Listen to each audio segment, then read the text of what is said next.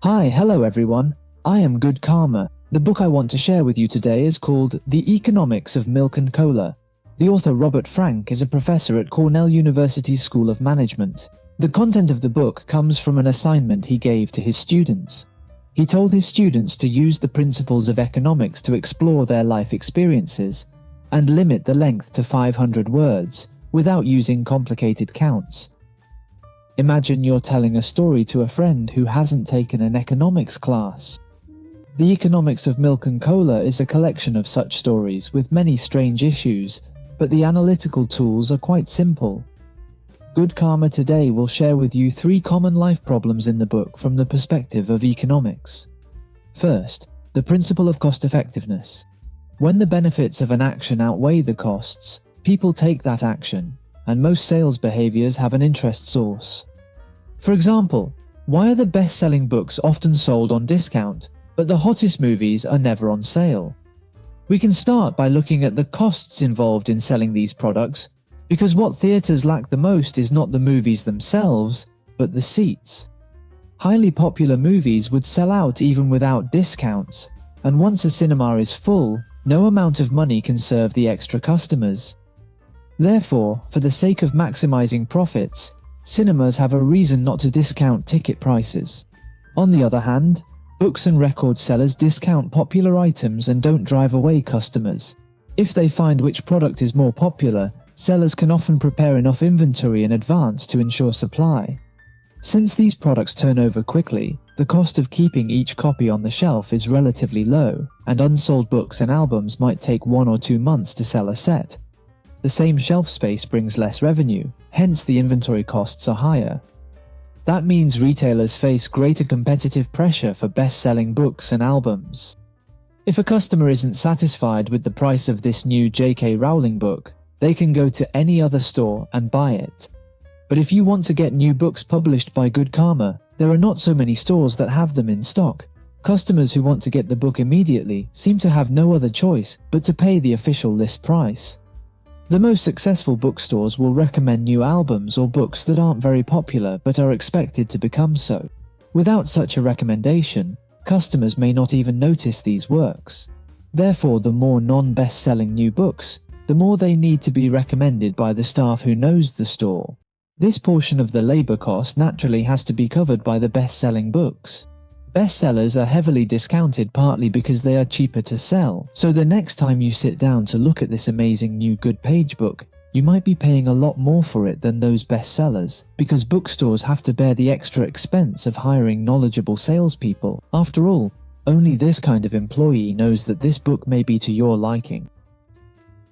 Secondly, the concept of opportunity cost.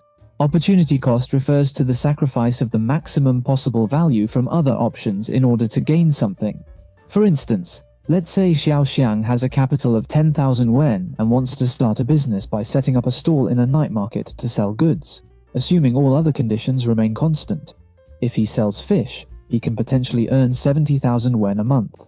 Selling vegetables could earn him 60,000 yuan a month, and selling fruits could earn 50,000 yuan a month. So the opportunity cost for selling fish would be 60,000 yuan, and for selling vegetables and fruits it would be 70,000 yuan. Therefore, when making decisions, we need to consider not just the apparent costs, but also the hidden opportunity costs.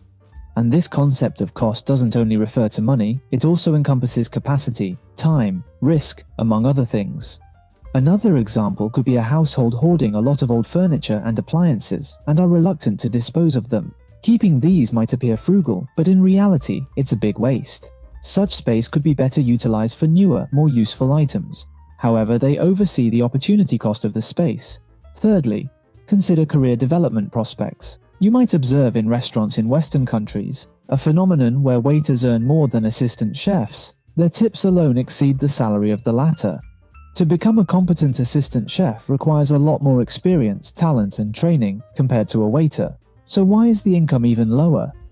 This is because the experience and training from the role of an assistant chef leads to becoming a chef, a respected and well-paid profession. The current salary might not seem appealing, but there's the potential for learning valuable skills and significant future growth.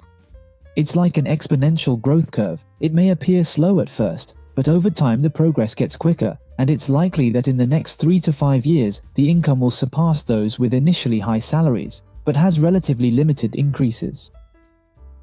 On the contrary, being a waiter is what's known as a dead-end job. It's impossible to advance to a higher paying position. It's very easy to be replaced. There's limited room for growth, and no matter how hard you work, you can't earn much more. It's like a logarithmic growth curve. The rate of progress is very fast at first, then it slows down until it barely grows at all. So, when choosing a career, we should also consider this. Some of our peers who have just graduated from school and entered the workforce feel that their wages are really low. They're thinking about going to Australia to pick fruit or to work as waiters because the salary there might be 5 or 6 times higher. It seems like a great start and a very attractive prospect, but it could be worth asking yourself, what will having these jobs on your CV look like in 3 to 5 years' time? This concludes the best tips I'm sharing today about how to use the book, Milk Cola Economics. Let's review them. First, the cost efficiency principle. Every action has a root cause of benefit behind it. Second, the concept of opportunity cost. Don't just take the apparent benefits into account, but consider the potential opportunities too.